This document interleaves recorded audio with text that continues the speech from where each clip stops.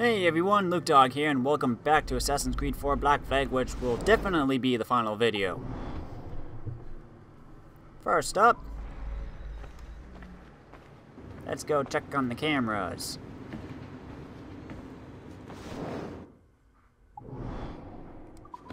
Oh, this one.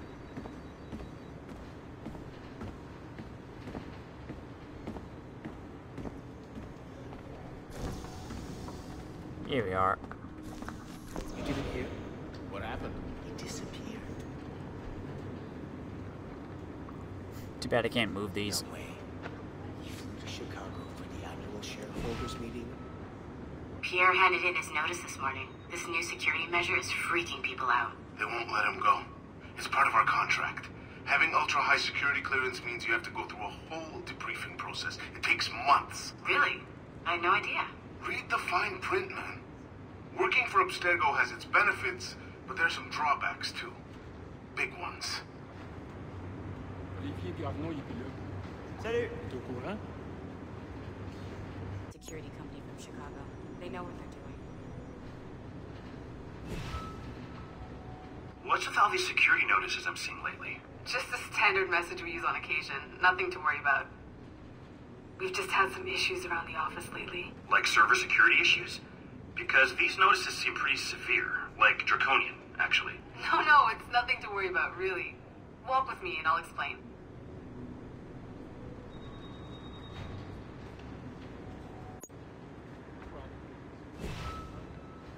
Hey, thanks for sharing the white whale data with me. I was able to track it down myself. No problem, man. It's amazing, right? Yeah, I tracked it down as soon as I saw your message. Followed it for a while. Couldn't catch it, though.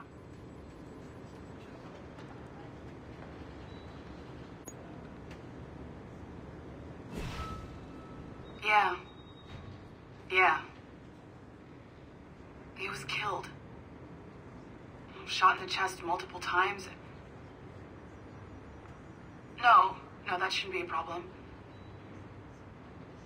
We collected more than enough data to get... We'll know soon enough.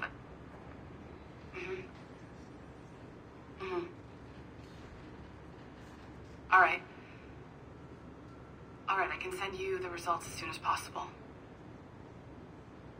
Okay. Any word on Olivier? Damn it. God, I'm worried sick.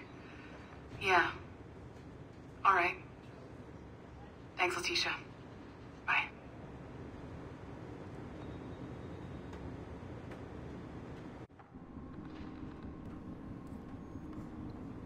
Interesting. Okay. Hacking time.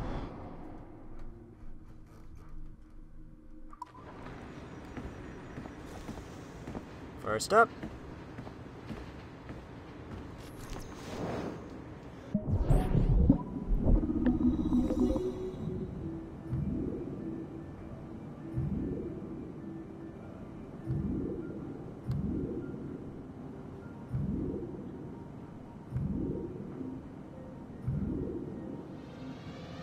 Oh, that wasn't too hard.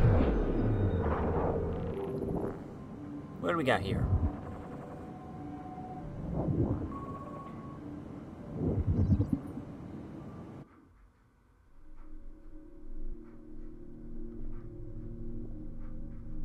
Huh. Mama says Count Rosenberg will take care of us now, so long as Papa and Uncle John work with him.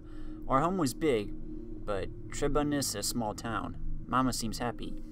Prague, 1587, 1608, CE, Elizabeth Jane Weston. Uncle John, everyone else calls him Dr. D, says that not all 5-year-olds can speak 3 languages or write as well as I do. I foretell a bright future for you, Lady Beth. I like reading, drawing, and writing poems, but mathematics are hard. John Francis, my brother, is better at calculations than I am. He is 1 year older. Papa wants me to get the same opportunities as my brother. He says I am fortunate that not all young ladies have private tutors. I study hard to please him. We are fasting this evening, Master Kelly, Uncle John announces. Papa grins. I know what this means. They will be working all night again. After dinner, I run to the parlor and jump on Uncle John's lap. His beard, unlike Papa's, is all white and rough. I ask him to tell a story. Uncle John makes everyone laugh, even Papa, who is usually so serious. He says they have to work now. Mama tells me it is time for bed. I pull the sheets over my head and listen to the low, humming voices coming from the study. I am afraid of the dark, but not tonight, not with Papa and Uncle John praying. Papa needs to leave now to earn money. I know about money. We need it to eat and purchase things. I do not want him to go. I give Papa a big hug, and Uncle John too. I wave at them until I can no longer see their carriage. How long will they be gone this time? I ask Mama about Papa's work. She says he gives conferences with Uncle John, providing advice to people who need it. John Francis says Papa communicates with angels. I laugh, but Mama does not. He told me, he says, crossing his skinny arms over his chest. After a long pause, Mama sighs. John Francis is right. Your father speaks with angels. He gains, she scratches her head, insight from them. I ask Mama what an angel is. She says it is a being from beyond, a winged entity that lives with God in heaven. I do not know what she means. John Francis says only Papa can call angels. Mama nods, saying he has a rare gift. He uses a crystal ball, John Francis declares. I seldom see Papa and Uncle John these days. They do not eat. They are fasting again and spend most of their time in the study. I wake up with a start and pull the blankets to my chin. It's still dark, but I hear voices downstairs. Taking a deep breath, I sneak out of bed. I walk down the stairs, avoiding the creaking ones. I fear monsters will jump out of shadows, though Uncle John assures me he banished all monsters from our house. I tiptoe to the door of the study and put my ear upon it. I recognize Papa's and Uncle John's voices, but there is also another, much deeper voice within. A loud click. They have unlocked the door. I hide behind the cabinet. Papa and Uncle John come out of the study and walk away, smiling. I count to 100, then tiptoe toward the study. No one inside. Elizabeth? Papa says behind me. What are you doing? Papa makes me promise not to go into his study. There are things in there you should not see. There are 100 questions I want to ask him, but I can only nod.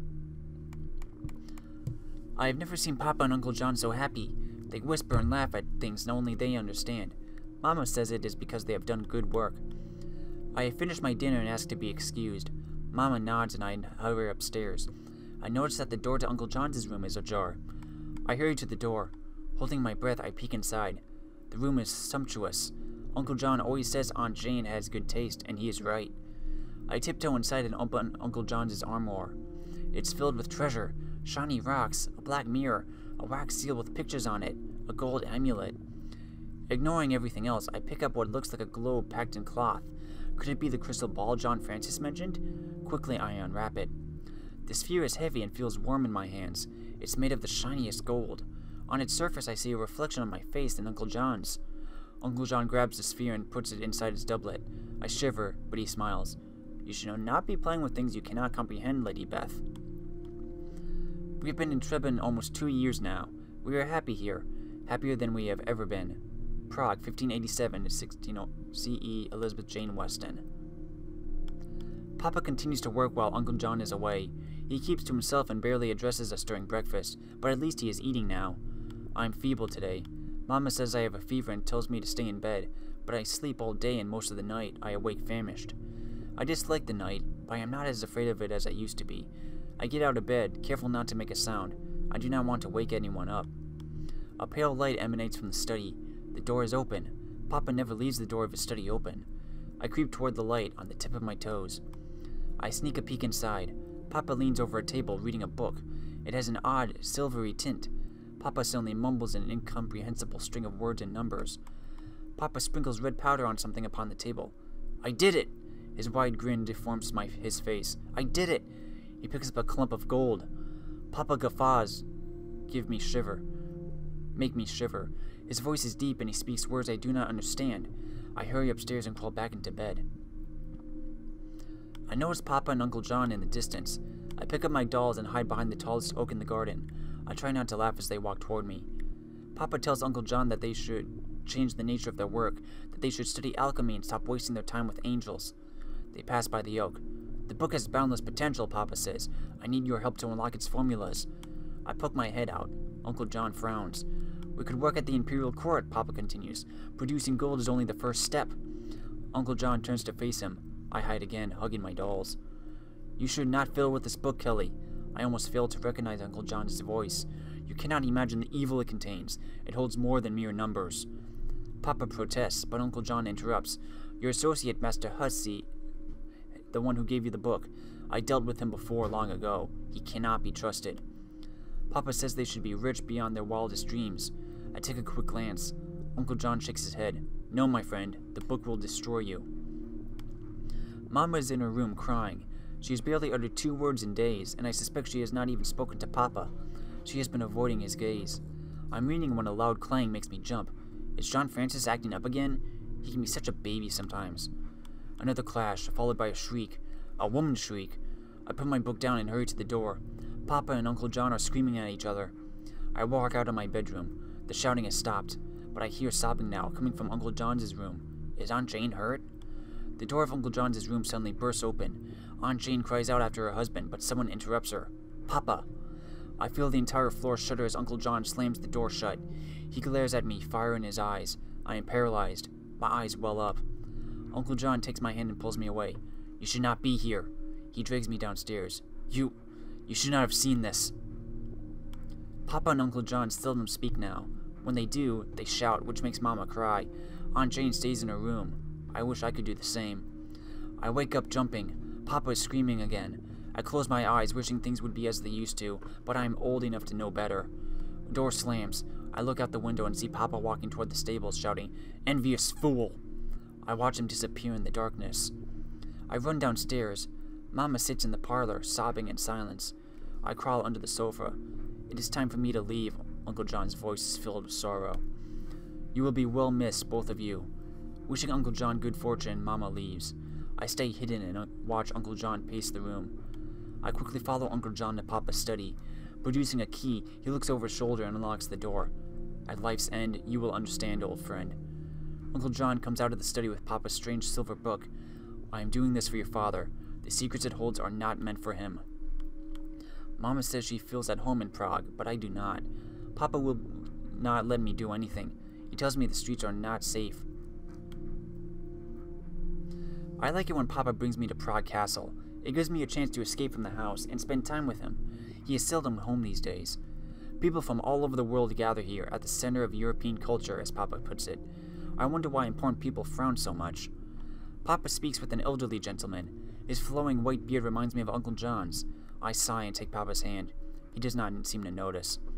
We do not dare walk the streets, the old gentleman complains, even during daytime. Papa nods, saying that Prague has never been so unsafe. You know why, Master Kelly? The Emperor. He leans close to Papa's ear. He is weak. He gives the people too much freedom. I heard that a killer runs amok, targeting noblemen and alchemists.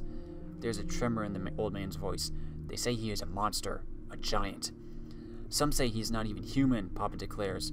I squeeze his hand, wishing Uncle John could be here to banish the monsters of Prague.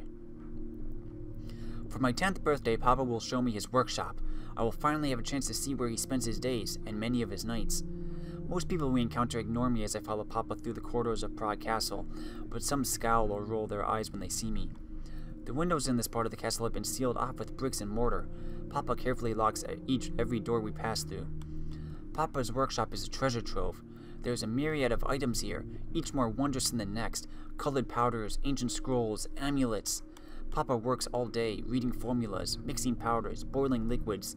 I watch from afar, afraid to disturb him. His work is so important. Papa constantly mutters to himself. He blinks a lot and often glances over his shoulder. He makes me nervous, especially when he barks strange words. I cannot do it! Howling, Papa throws a glass beaker to the floor. It explodes in 1,000 tiny sparks. Shards. I cover my face. I need the book! Night has fallen when a young visitor interrupts Papa's work. He enters the workshop and announces that the Emperor has summoned his alchemists.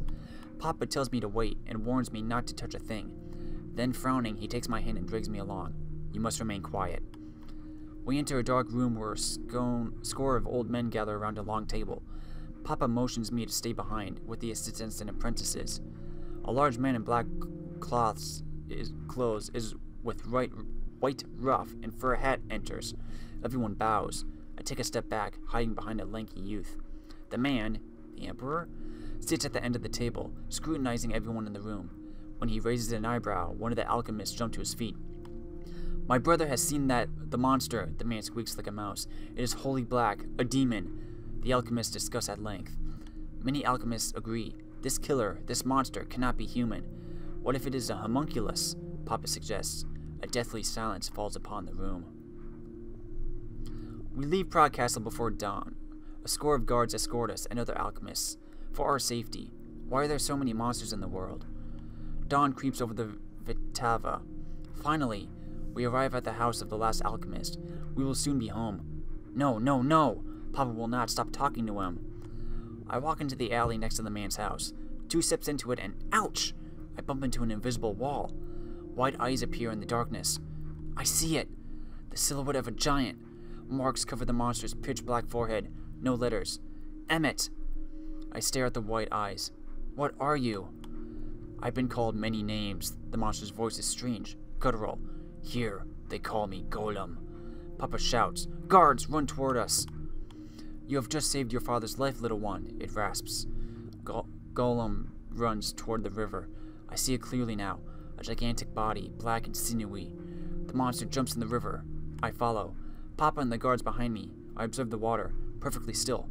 Not a hint of Golem. We have never discussed Papa's imprisonment. Not one word about it in over 3 years. Now that John Francis is away, I alone must care for Mama. Papa will be released from prison today, but Mama worries.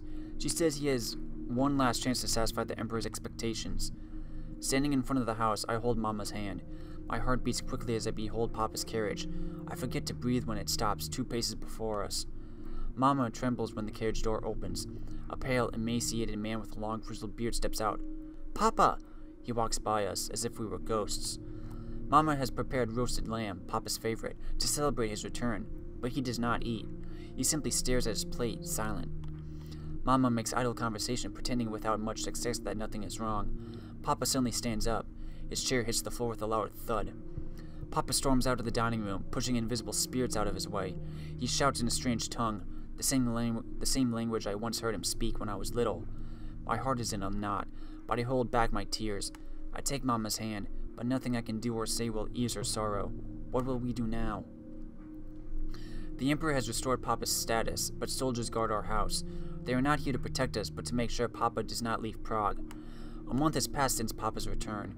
He remains distant, but at least he does not completely ignore us, though he works ceaselessly. I walk through the open doorway of Papa's study. The platter Mama has prepared for him in my hands, and stop. Papa sits on the floor and begins to howl. I drop the platter and its contents spatter across the floor. The room. I run to Papa and kneel next to him. He grasps my hand and immediately falls silent. Papa's nails dig into the flesh of my hand. I bite my lip to suppress a cry. He suddenly raises a tight fist in front of my face. I close my eyes. I cannot do it. Papa's voice is bleak, desperate. Not enough. Not even a handful left. I look at him. Tears run down his ashen face. Slowly, as if revealing a priceless treasure, he opens his fist. In the palm of his wrinkled hand is a tiny bit of red dust. Curse you, D. Papa works without rest, even though he keeps saying he has already failed us. He has not slept in weeks and he barely eats. He's but a shell of the man I once knew. Mama shakes me out of my dreams. Elizabeth, soldiers are coming. I do not react immediately, for I am used to soldiers guarding our house. I look outside. There is a column of young men in uniform in our yard. Their torches cast dancing shadows upon their faces. Monsters of Prague. I open the front door. An officer and 6 stern-faced men step inside. The officer clears his throat.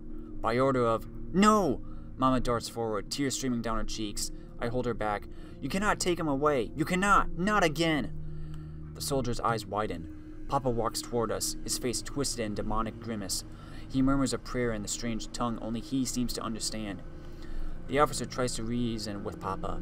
Howling, Papa jumps on him, clawing at his face. A soldier strikes his head and he falls. Mama wails as they take him away. I am 16 years old, and some of the guards in Nevin Castle have taken an interest in me. They insist on making conversation every time I visit Papa. None of them interest me. Most are boorish cretins. Others are more bedraggled than hogs in mud-filled sties.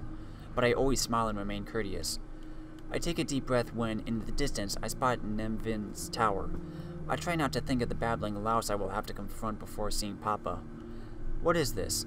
A cross at the top of the tower? I rock more briskly, then my heart stops. Papa! He stands on the edge of the tower, arms wide open. I run toward the castle. I see Papa clearly now, a skeleton in tattered robes. He stares at me. No, not at me, but beyond. You have come! Free me, divine messenger. Free me. Papa raises his hands to the sky as if praying. Heavenly guardian, guide my fall. He jumps off the tower. I support Papa's broken body. He bleeds profusely, but holds my gaze. His demons no longer haunt him. D was wise. He exhales his last breath. News of Queen Elizabeth's death reaches Prague. The Virgin Queen, after which I have been named, has passed away 1 month after my wedding.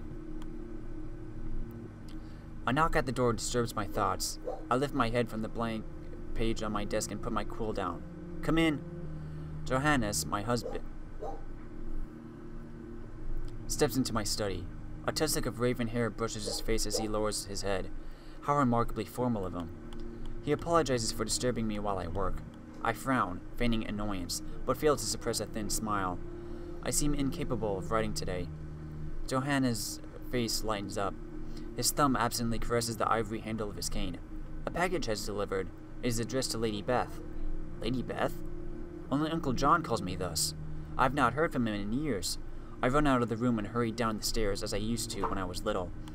Ignoring the letter accompanying the package, I quickly peel off the layers of cloth covering what I assume to be a framed painting. The painting depicts the Virgin Queen, 2 ladies in waiting behind her, standing in front of 3 goddesses. How thoughtful of Uncle John. Johannes and I stare at the painting, mesmerized. Magnificent! My eyes then fixate on the verse engraved upon its frame. Johannes contemplates every last detail, every tiny stroke, every subtle hue. Master Johannes Leo, husband, jurist, and connoisseur. See what lies on the ground? Johannes points a finger, first at a golden scepter, then at a quiver of arrows, and finally at fallen roses.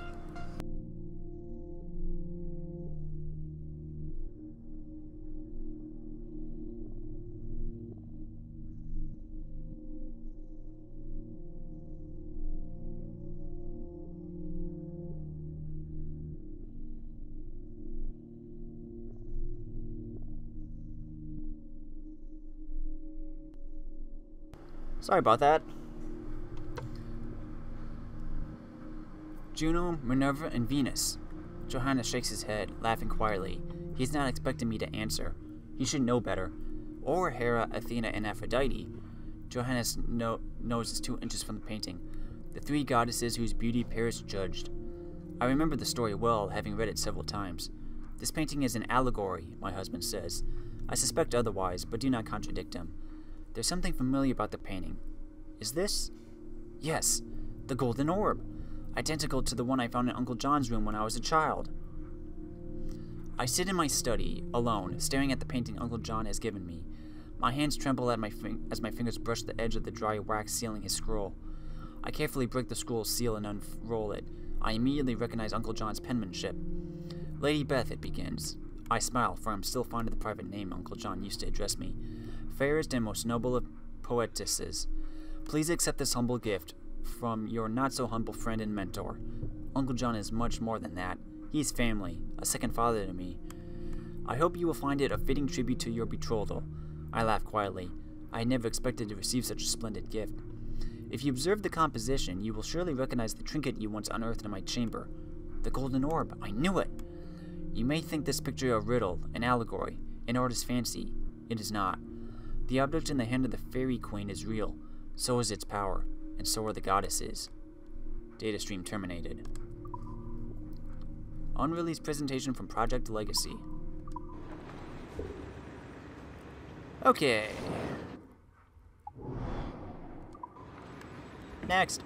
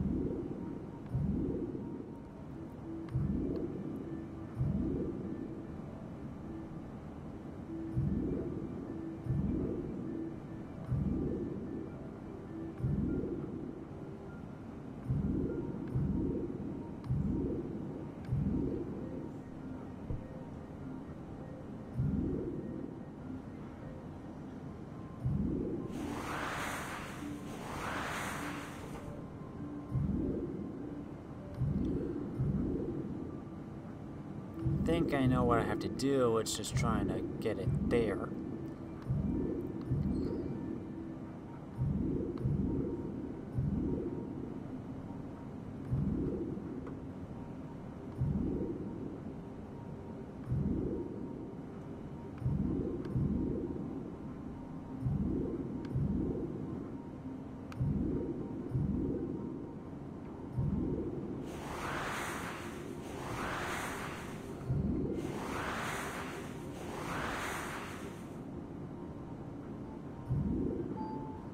Dang it.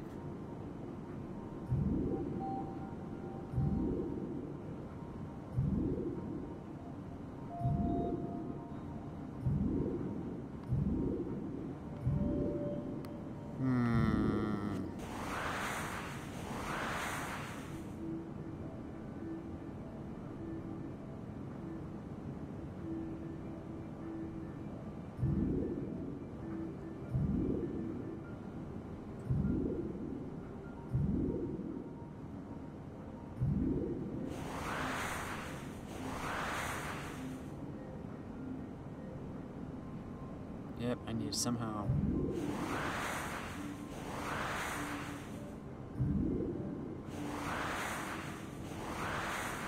That works.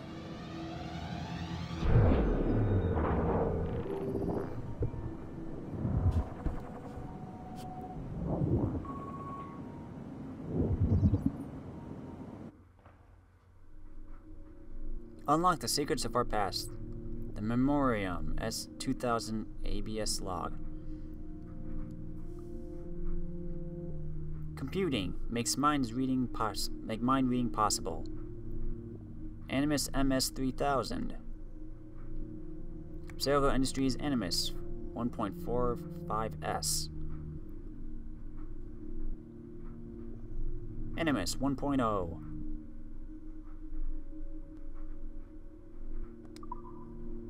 A rare glimpse at the earliest examples of genetic memory retrieval technology.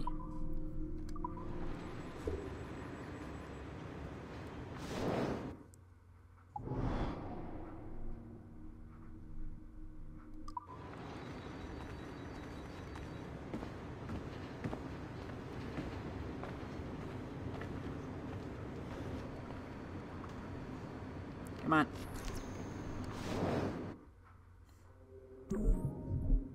Hey, Frogger. Oh.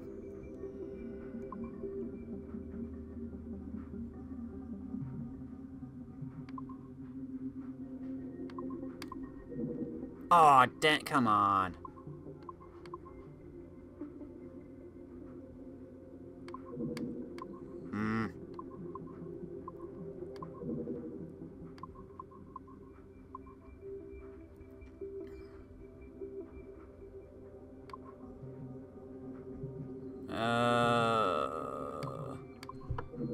What? This is bad, this is bad, this is bad. God dang it.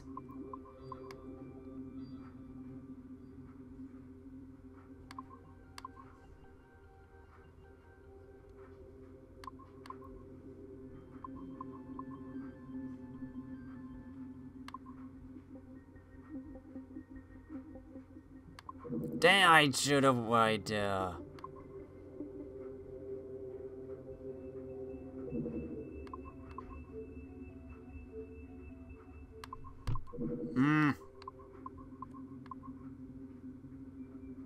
Dang it. Why do you have to be going at the same direction? Dang it.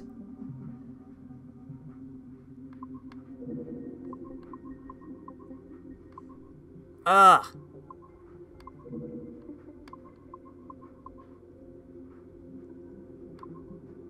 Oh, come on.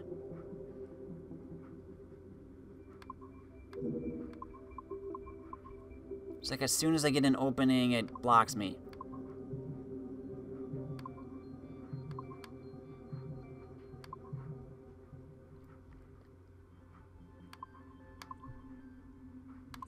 Dang it!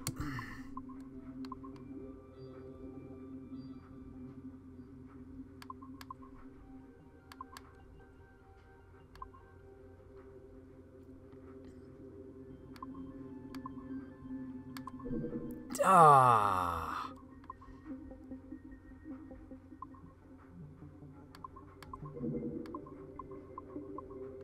This is tough.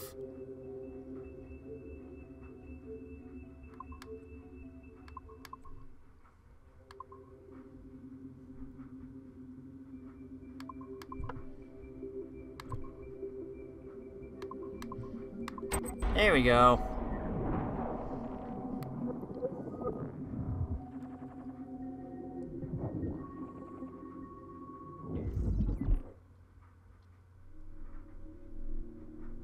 Our initial reports gave us hope that Enzio Auditore would serve as an ideal candidate for future Abstergo projects. His charisma, sexual magnetism, and wry humor gave him all the qualities of a leading man. However, his corruption by the Assassin Order robbed him of these qualities as he fell deeper and deeper into a spiral of revenge. Enzio was frequently known to articulate a passive acceptance of evil. He was also a man of ugly contradictions, one who preached free thought, yet traveled well beyond his home country to proselytize his corrupted creed, just as he's doing here with this impressionable Chinese girl. Notice, too, that in his gestures and bearing there is still something of the old lecher in him.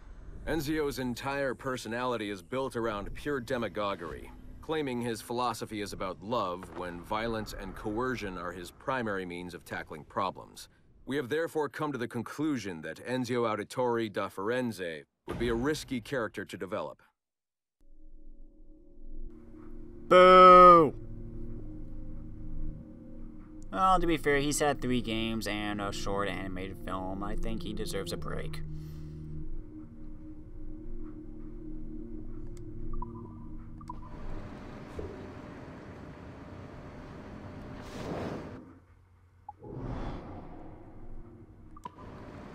Okay, let's go into this room.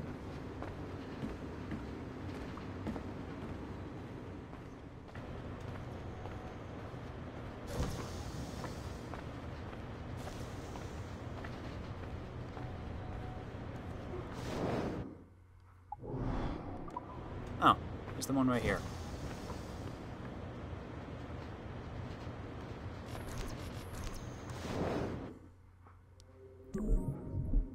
More Frogger!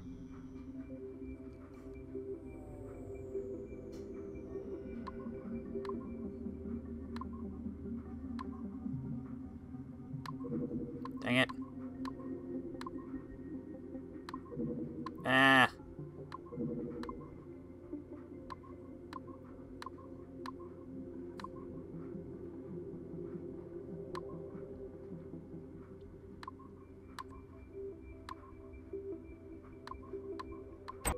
There we go.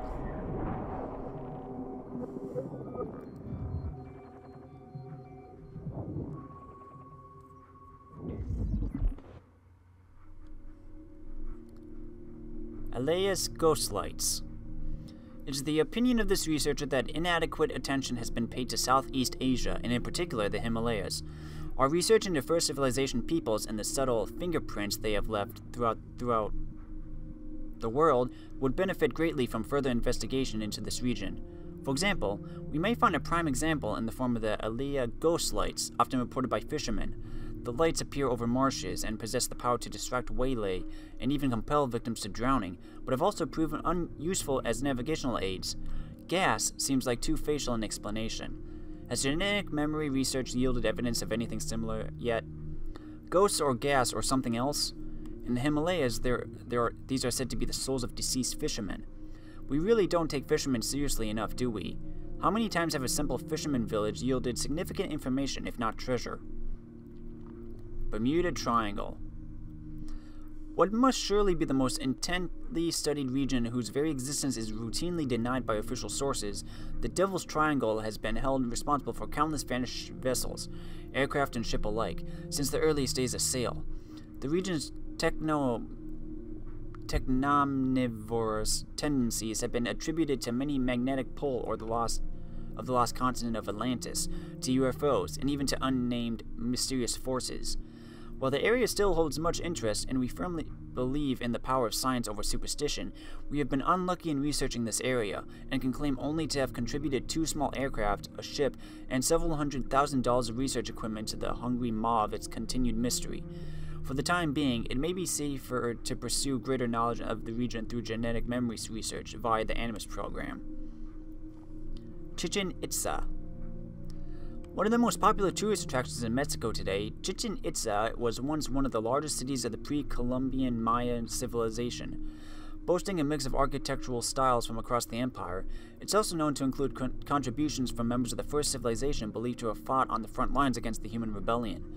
In particular, the technologically advanced system of caves, tunnels, and puzzles that run underground between the Castillo Temple and the Cenote Sagrado are rich with first civilization artifacts. Excavated in the 18th century in a controversial dig ordered by Madeleine de Lise, these regions from prophecy discs to rings and shards. Voluminous in quantity, they are minor but culturally significant artifacts which, as a collection, provide us with the best picture we have of life on Earth in the months preceding the Toba catastrophe. The site is currently under federal protection, and we are close to reaching an agreement with the Mexican government. Easter Island. Located at the southeastern point of the Polynesian Triangle, Big Rapa is home to some 887 Maui statues created by the Rapa Nui people. One of the most isolated inhabited islands, a territory of Chile, protected as a UNESCO World Heritage Site, it has proven difficult to study closely in this century. Some records are available from the 18th century, when the Rapa Nui suffered from disease communicated by Eastern European sailors. 19th and 20th century records indicate slave raids, famine, war, and deforestation. Despite this rich and perhaps tragic history, it is the Maui statues that are most heavily protected. Carved from the stone of an extinct volcano, it is not known how they were transported for installation. This mystery fascinates tourists, but if we could gain access to conduct a private archaeological excavation of the island, it is the petroglyphs and network of caves established by even earlier civilizations that we believe would yield the most productive results. Lake Vostok. Working with our Russian partners, we have secured an agreement to commence research into the subterranean lake that rests deep beneath Vostok Station and the accurately, if poetically named, Pole of Cold on the East Antarctic ice sheet. Sitting approximately 3,500 meters above sea level, this freshwater lake rests 4,000 meters beneath the surface. A core ice sample was extracted in 2012, and we will soon begin research that should provide a paleoclimatic record going back some 400,000 years. Isolated fossil water reserve samples may prove even older. Only time and science will tell what genetic marvels these magnificent samples will reveal, if not a new window into first civilization life itself. Notable locations deserving closer investigation.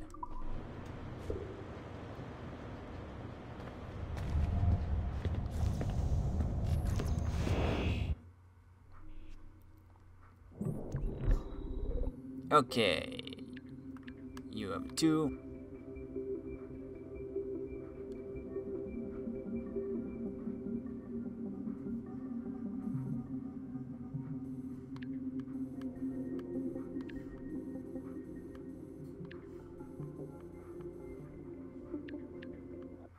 There we go.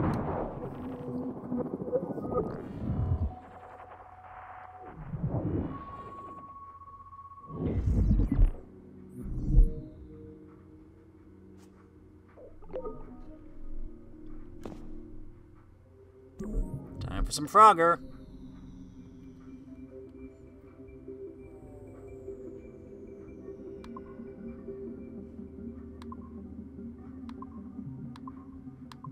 Dang it. Dang it.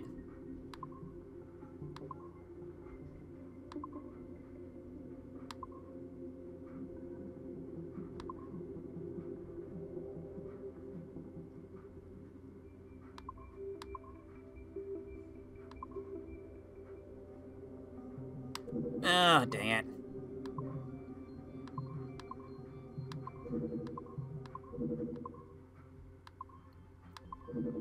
Ugh.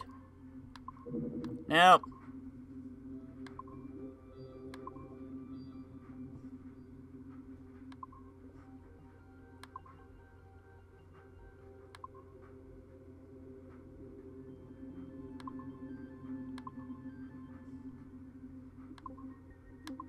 Dang it!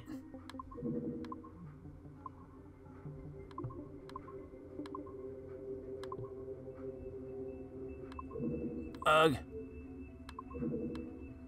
Come on, come on!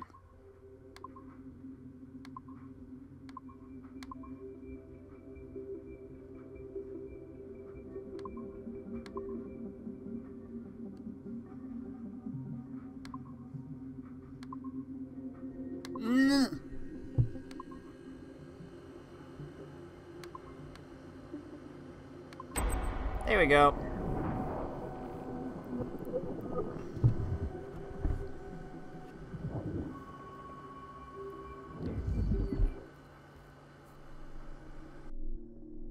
Our initial research into the life of Ratana Gaydon focused on a period spanning his late teens to his early 30s.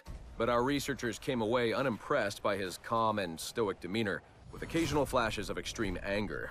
This was not the sort of leading man we felt comfortable endorsing. We decided, therefore, to delve into his early childhood, with the hope that scenes of pre-colonial America might hold some appeal. As you can see here, there is a certain naive charm and innocence to this young boy. Unfortunately, our researchers found this young man's story deeply problematic as well.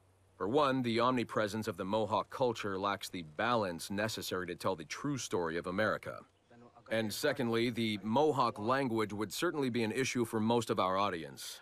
We therefore feel that although Ratana Tankon's early life would be of some interest to our more educated viewers, it's unlikely that his story would appeal on a broader scale, being too foreign, as it were, to normal audiences. Our team recommends we pass on this property. Which means no more Connor. Also, you butchered his name!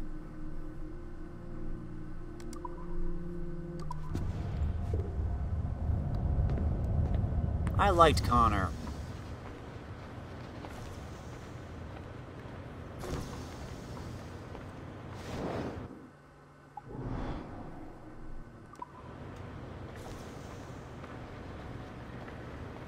Okay, just 2 more left.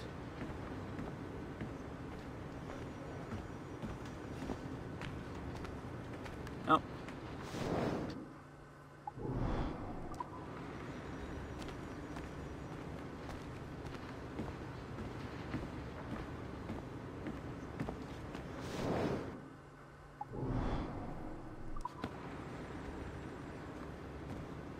This one?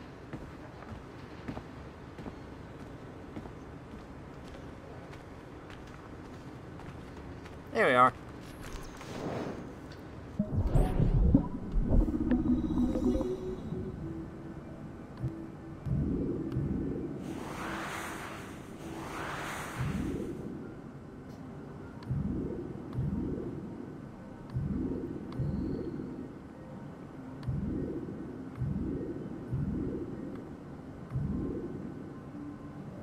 Dang it.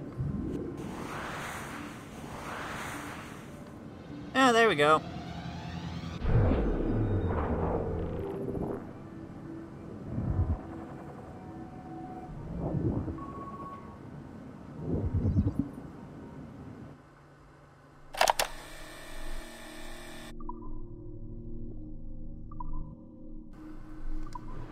I'm guessing this last one's gonna be the final mission. I mean, the final log. Speaking of which, where is it?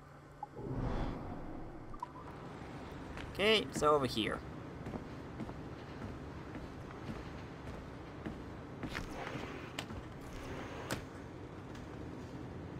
Hi, Melanie.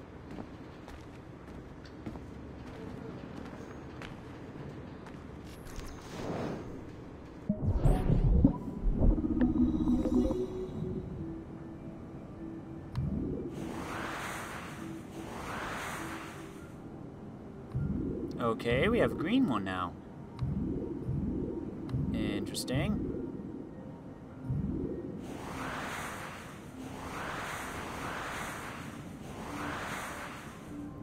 Wow.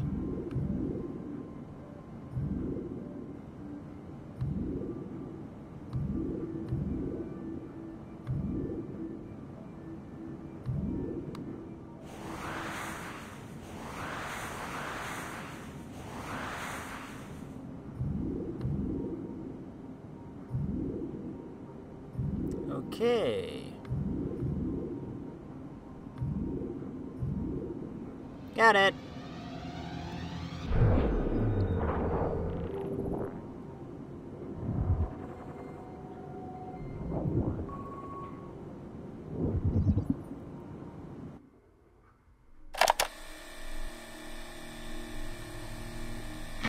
Timestamp August 16th, 2013.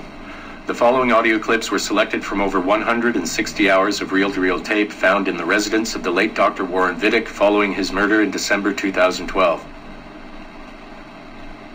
According to labels on the tape's canisters, these recordings were made over a 14-month period between 1980 and 1981 without the consent of their primary subject, Mrs. Eileen Bach, a colleague of Dr. Vidic's and the originator of Abstergo's Surrogate Initiative. Mrs. Bach is now deceased. It should be stated unequivocally that Dr. Vidic made these recordings illegally and of his own volition using wiretaps and hidden microphones. Abstergo Industries had no knowledge of his actions and disavows any responsibility for them. And we're live. Capacitors at full. Ease the signal in. A little more. You feel anything? Don't be timid. Double it. No, we're taking it easy. 20%. 30. Eileen, go easy. We're 6 past yesterday. And boost the inputs. Too risky. Not if we split the I/O signals. 25%. Ease up. Oh, okay. There. I see something. What is it? Mein Gott. I hear talking. You're okay? Ja, ich höre Stimmen. It's German. Mein Name ist Miriam Kurz. I see a light. It's cold. Ich werde nichts sagen. There's a man with me. Mehr werde ich nicht sagen. Keep an eye on our vitals. Mein Name ist Miriam Kurz und ich bin eine Navajo. Des Hitlers Zwang, der macht uns klein. Noch liegen wir in Ketten. Doch einmal werden wir wieder frei. Wir werden die Ketten schon brechen. Eileen? Denn unsere Fäuste, die sind hart, ja. Und die Messer sitzen lose. Für die Freiheit der Jugend kämpfen Navajos. Switch off. Powering down. Kämpft Navajos. Get her out of there. Oxygen from the valve. No. No, Satish, I'm fine, really. Quit the heroics. Just breathe. Better? Yes, thank you. Did we get something? It'll take a while to parse. What did you see? It wasn't just seeing. It was feeling. Being. I was scared. You were shouting in German? I think I was in Germany. I was in Germany, Satish.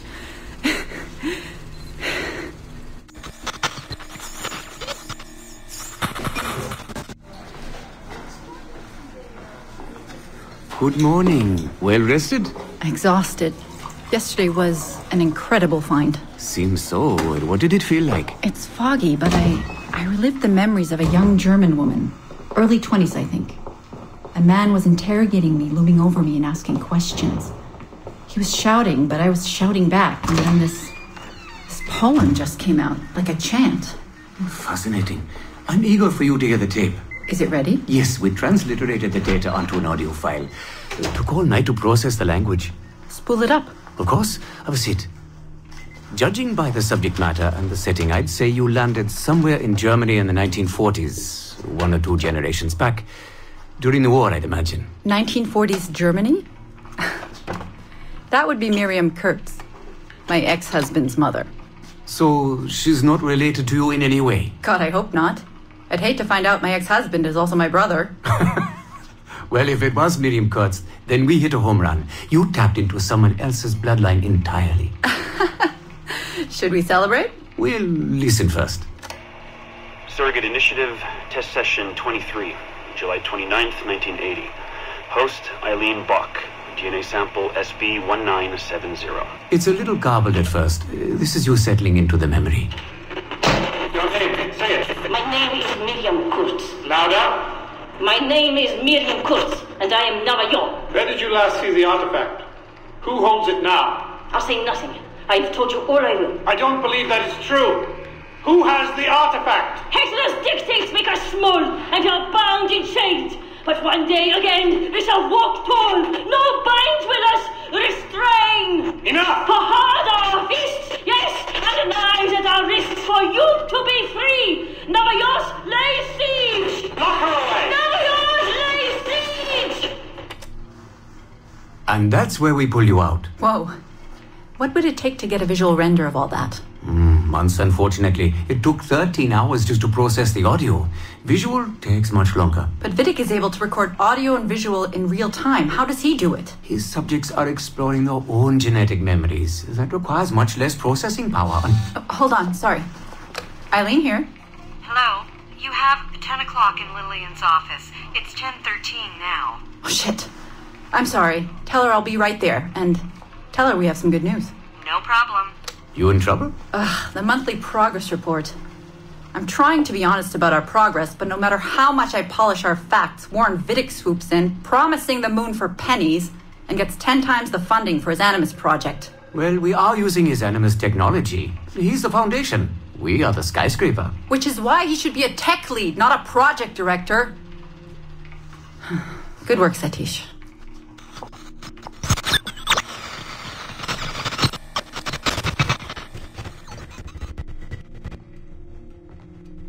It's incredible footage, really. Clear and vivid. And the subject was synced for a full 62 minutes. Came out speaking French after his last session. Passably fluent. And with full recall of everything he'd gone through. Sorry I'm late. I was reviewing some data. It's fine. Warren was just telling me about his first subject, Mr. No names. Call him Subject 1. Confidentiality. And how about you, Eileen? What's your good news? Well, we did it. We synced with an unembedded memory outside the bloodline. That's a first. Really? Satish was able to process the audio today. A short clip. You can hear it for yourself. Only audio? No real-time memory feeds like Vidic has? Well, that's the difficulty with surrogate genetic memory data. Because I'm viewing memories not embedded in my own DNA, we can't rely on my cognitive faculties to help me process the signal. All we can do is record the raw data and transliterate it later. Hold on. You're running this experiment on yourself? I am. It's going well. I don't like the sound of that. Look, the sample I'm using, the DNA comes from my own son. It's safer this way. Ah, good thinking. 50% of my son's DNA is also mine, which reduces the danger by a huge margin. Meaning, I can now explore the memories of people who aren't directly related to me on his father's side. But for brief periods of time, I imagine. Right. Just a minute or two so far, but we're getting there. Come by the lab and listen for yourself. I will, when I have a moment. Unfortunately, work beckons. Ladies? That man is colder than a San Francisco summer. Stay focused, Eileen. You both have important work to do. Obviously. But my work requires his Animus technology. I feel a little caged in. That's collaboration, Eileen. It's how science works. I shouldn't have to remind you. I know. I'm just tired. Stop by and see us today. We have a lot to share. If not today, then this week sometime. Thank you.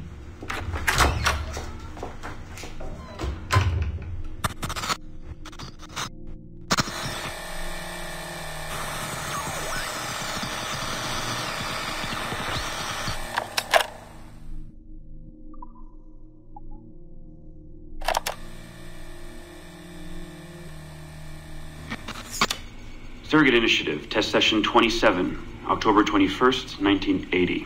Host Eileen Bach, DNA sample SB1970. Miriam, my dear girl, there is no good reason for you to be here. But your intransigence requires that I detain you until you give me information I can act upon.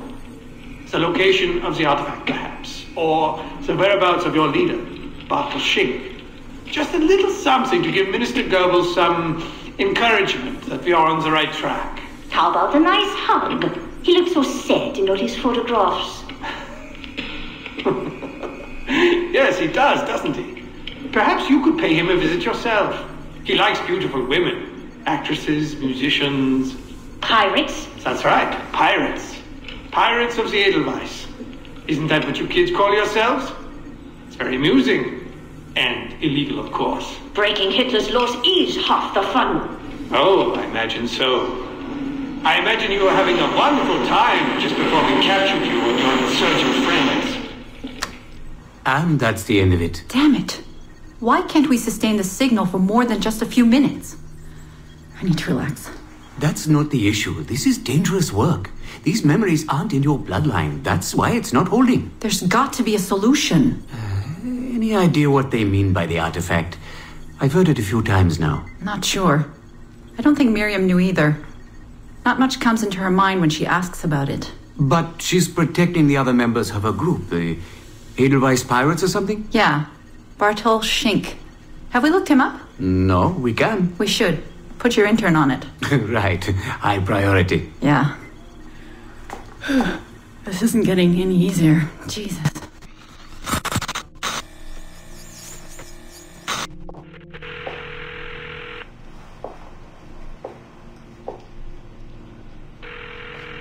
Hello? Hi, Seamus. It's Mom. Hey. How are you? Dad! It's Mom! Hello, Eileen. Hi, Carl. How's Seamus? Great. We were out shopping for school clothes. Yeah. The summer just sped by. They all do. I never seem to notice. No windows in the office. Right. Trapped in the lab. So, did you need to talk? Yes, sorry. I was curious about your mother, actually. Oh. Okay. How much did she talk about the war when you were growing up? Not often. Bits and pieces. Why? I was doing some research last week about World War II, and something came up about the Edelweiss Pirates, or the Navajos, and your mother's name popped up. Really? That's an odd coincidence. Does any of that ring a bell? Yeah. Mom ran with that group while the war was on. There were a group of kids who wanted to avoid the Hitler Youth programs, but in later years they escalated their activities to, bigger ideas like vandalism and sabotage. But why Navajos and pirates? Just some of the names they used. Navajos, Edelweiss Pirates, you know kids. There were little pins, little white flowers. I may still have hers. That's interesting. And this is for work?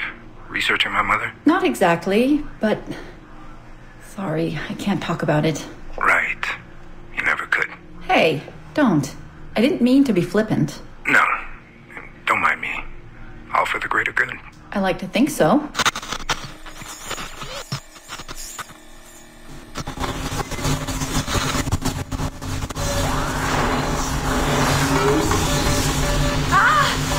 Power down. You all right? Damn it! 5 months of this bullshit! We're floundering. Take it easy, Eileen. You're just stressed. I am not stressed. I'm frustrated. I'd like to go again this afternoon. No. There is no reason to rush this. We're hardly rushing. We're running into the same wall over and over again. Why can't we push through?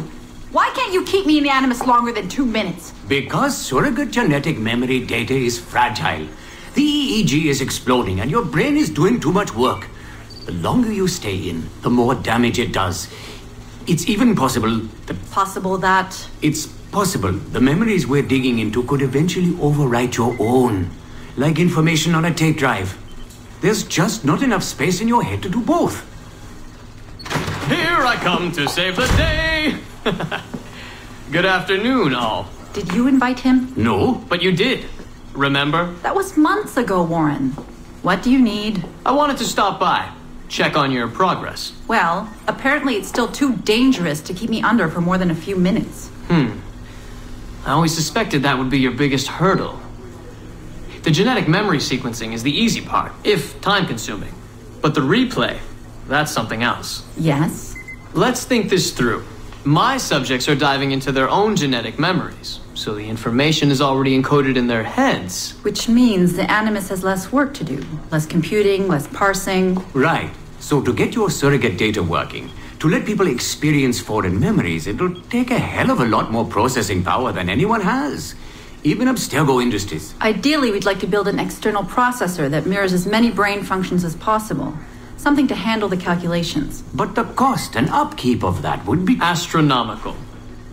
Let me see what I can do. I have some sway with Lillian. We won't build Rome in a day, But if we focus on the pretty buildings first, maybe we'll achieve something. Thank you, Warren. Till next, folks.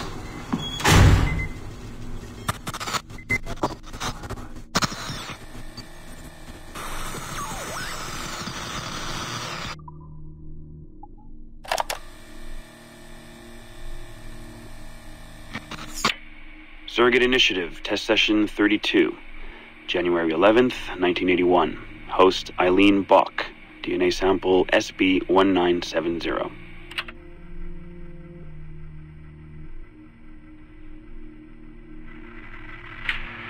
Miriam?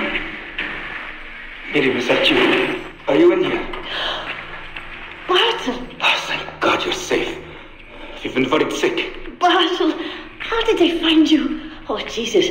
What would they do to you? Has they hurt you? That's all. I told them nothing. All they do every day is ask about you and that artifact. But I didn't tell them anything. Nothing. I know you didn't, Miriam. But how are you? You aren't hurt? Not badly, no. I'm fine. Good. We need to get the message out to Oscar. Somehow. We need to tell him where... Very interesting footage, Eileen. This is Germany, you said. World War II? Most of the memories I've been able to access come from a period where Miriam was imprisoned by Nazis in Cologne. Miriam. Is she still alive? No, she was my husband's... my ex-husband's mother. She passed away about 5 years ago. Well, she was spirited. An impressive lady. Definitely. And the man, Bartle. He made reference to an artifact. Any idea what that is? My team is looking into that, but it's not our first priority. We still need... It is now. Really? You must have other recordings of this woman. Are there any other mentions of this artifact I should know about? Half a dozen or so, yes. What's this about? You have questions, I understand that. I don't have answers for you. Not right now, but I do have money. And if you get me those recordings and bring me any other artifact references you find, then I will triple your operating budget for as long as I can. Triple my budget? My God, what is this? 9 a.m. Monday morning, my office. We have a lot to discuss. But Lillian, I don't... Have a good weekend, Mrs. Bach. Fantastic work.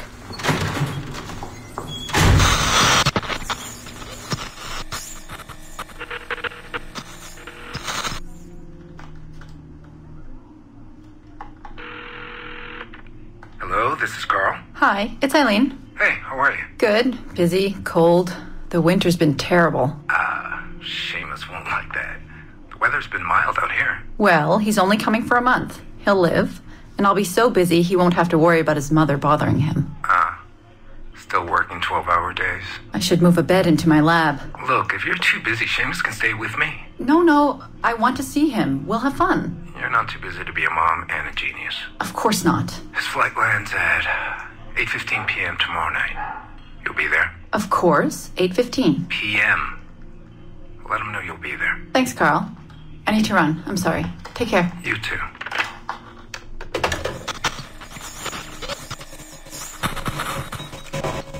Eileen. Didn't see you come in. I'm not interrupting? No, it's fine. The subject is unconscious. He's traipsing around 18th century New Orleans right now, in the memories of a woman. That must feel odd. How long has he been under? 83 minutes. Whoa. It's average. What can I do for you? I just wanted to thank you for sending Lillian to see me. She came away very impressed. There. You see? All these bureaucrats need is a little glimpse of our secrets every so often. They like to feel like they're still in charge. Lillian is most definitely in charge. She just tripled my budget. Tripled? Christ, Eileen. You must have discovered who killed Kennedy. Well, she heard something on one of my tapes that interested her. Something about an artifact. Very vague, but it was enough. An artifact? What sort of artifact? Jesus, get him out of there! Get him out! Oh my God. It'll kill him! He's not decoupled!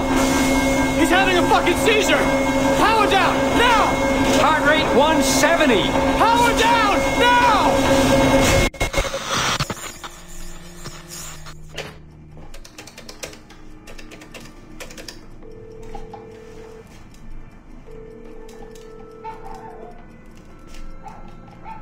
Eileen, Warren here.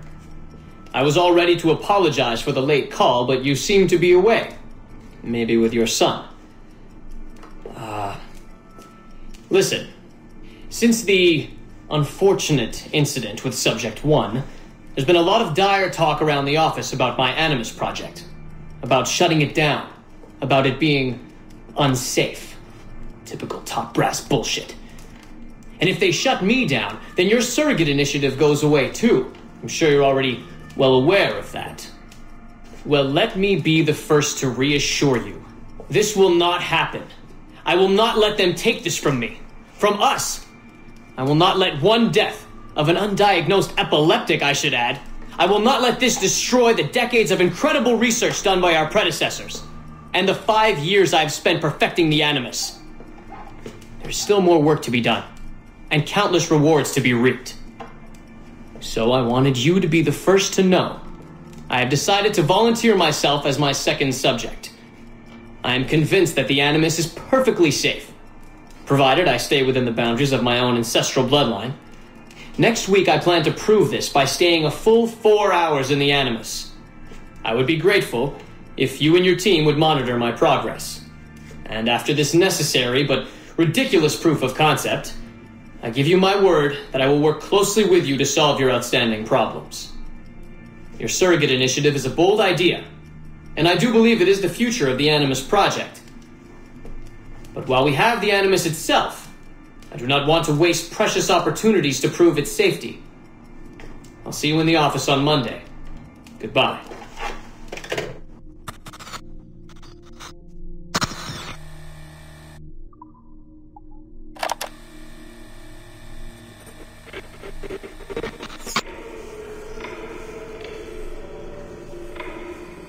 I have now resumed the practice of dressing as a man, and have put off my woman's dress. Why did you take it? Who made you take it? I took it of my own free will, with no constraint.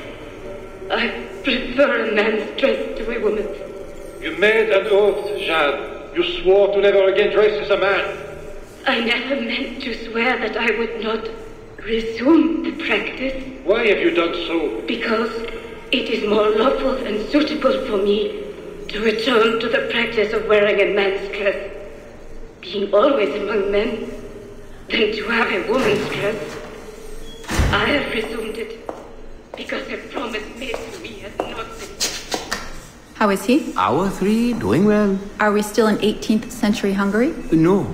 His connection is so stable, he's jumped between a few ancestors today. We're in 15th century France now. Turns out he's related to one of Joan of Arc's executioners. Surprise. Eileen, yesterday Vidic asked me to help him work out some of the bugs in his audiovisual renderer, and I told him... No. Come on, Satish, not you. It wouldn't be permanent. A few months at most. Months? That will kill every ounce of momentum we have. It won't, I promise. Honestly, I think this could help us. If I can get a look at what these people are doing, we could... Come on. He's trying to pull you over to his side. Don't you see that? He's luring you with quick victory and prestige. That's not what this is about, honestly. I need to get back to work. Eileen, I'm sorry. Do what you must. I'll survive.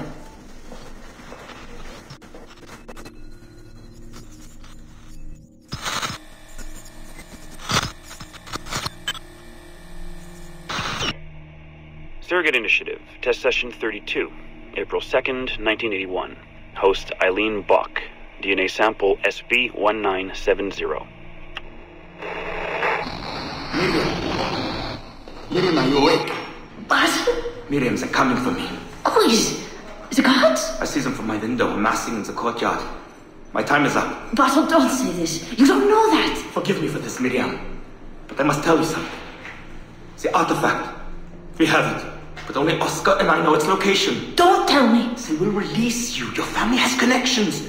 You must take the artifact and bring it to the assassins in Paris. Please don't. I don't want to know. It's safer if I don't. Hush now. If I die, knowledge of its location dies with me. You must bring it to the assassins. Assassins? I don't understand. The spire of St. Petrus. No, I don't want to hear. Cell 7! Stand!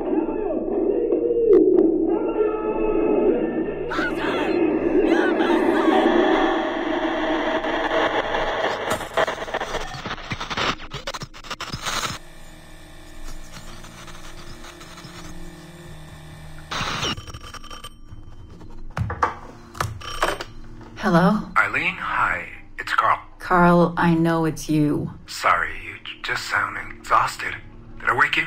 No, I've just been busy. It sounds like it. I'm just a little tired, that's all. No, I mean, your project sounds fascinating. Your colleague, Dr. Warren Vidic, he called me recently and he told me what you've been up to. He what? Warren? Yeah, he told us about your research, memories, ancestry, all of that. He even asked if we'd be willing to come in and... No! Jesus, no! What the hell is he doing? Eileen, it's okay. We signed some papers, non-disclosure stuff. No! He's trying to fuck me over! Damn it! Eileen, we just talked about my mother, just like you and I did. World War II. That's all. It's the artifact. The what? Carl, if he calls you again, you tell him you work through me, okay? That's it. Vidic has been a pain in my ass for years, and I don't need him getting all the glory for my 2 years of hard work. All right. So how should I go about this? I mean, the wheels are in motion. I don't know. Just go through me if he contacts you again. Please? All right. You'll do that? Of course. Yes. Thank you, Carl. I'm sorry I was short with you. I've just been exhausted. That's all. It's all right, hon. Just take care of yourself. Morning, Eileen. We're almost ready. Just a few more adjustments. Okay. I had the team do some research on this artifact we've been chasing, and it appears the Third Reich actually found something matching its description sometime in 1940. Eileen, are you all right? Sorry, yeah. I'm fine. Just a little scattered. Vidic called my ex-husband last night. He wants to put him in the Animus. To find the artifact before us? Exactly. Well, it would be faster using Vidic's Animus. And maybe that would get us back to our original work. Satish, if we let that happen, then all our money dries up. Lillian is paying for us to find the artifact, not improve our methods. Do you understand? Right, of course. I'm sorry. Let's just burn those bridges when we cross them. Are we ready? Yes, just a few more adjustments, Senorian. I made a small change to the genetic input modulator. I'm hoping that buys us a few more minutes. Even a few seconds would be nice. I'm ready. All right. Settle in.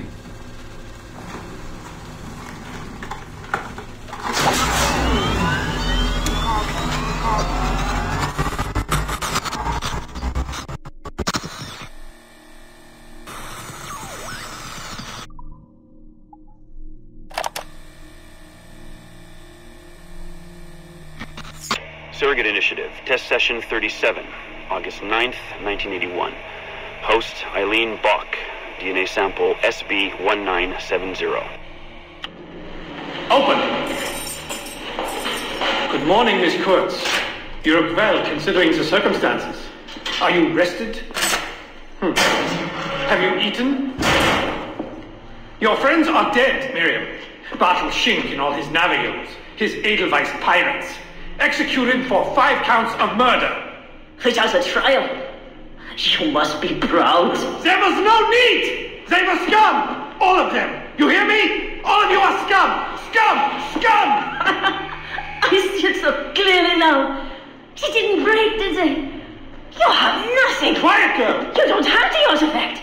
If you did, you wouldn't be talking to me at all. Never use lay seat! I said never use lay seat! Quiet!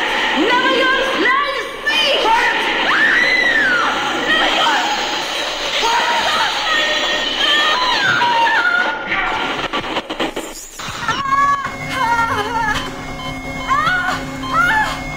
Get her out! Get her out!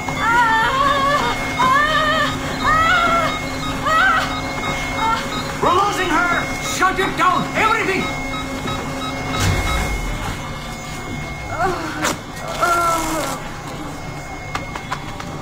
Eileen, open your eyes. Can you hear me? Eileen! Eileen! Power's off! Get the position in here! Step aside, son! Eileen, talk to me. Can you open your eyes? Clear! Oh, God. No response.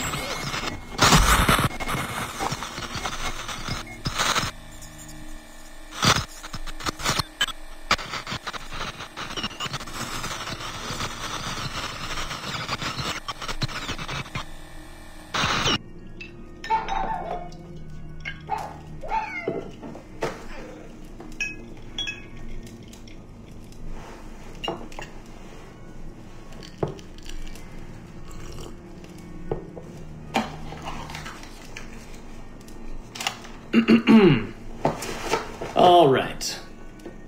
Notes towards a speech in honor of Dr. Eileen Bach's premature retirement. When I first learned of Dr. Bach's unfortunate accident, I couldn't help but feel a great sense of loss at... No.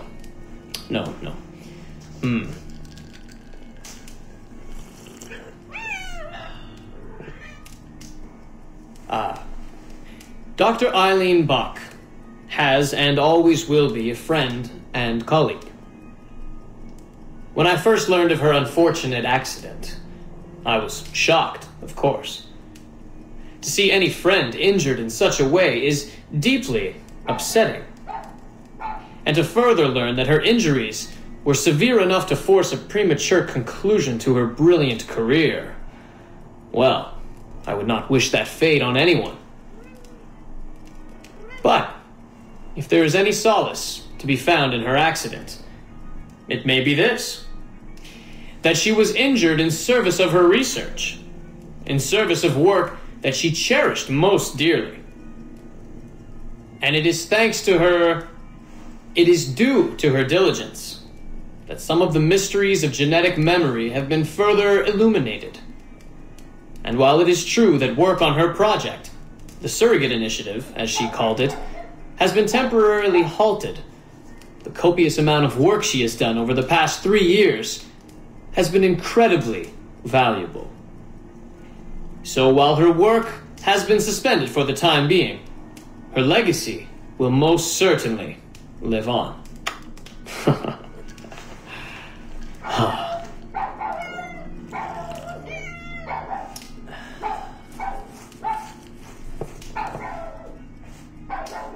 Quiet, Joan! Quiet!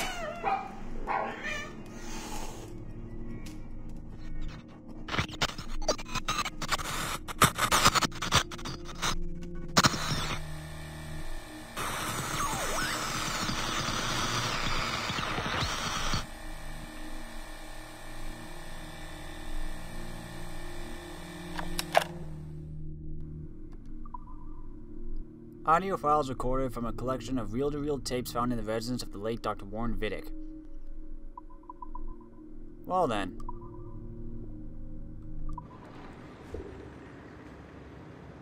I still have one computer left?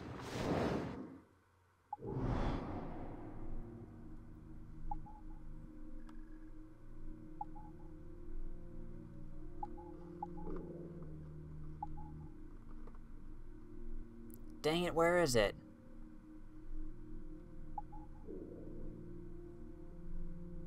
Please don't tell me it's Melanie's.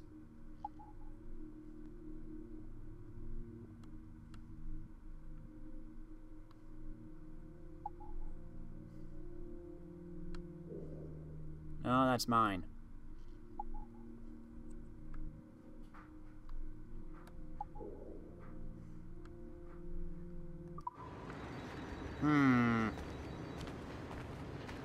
Interesting.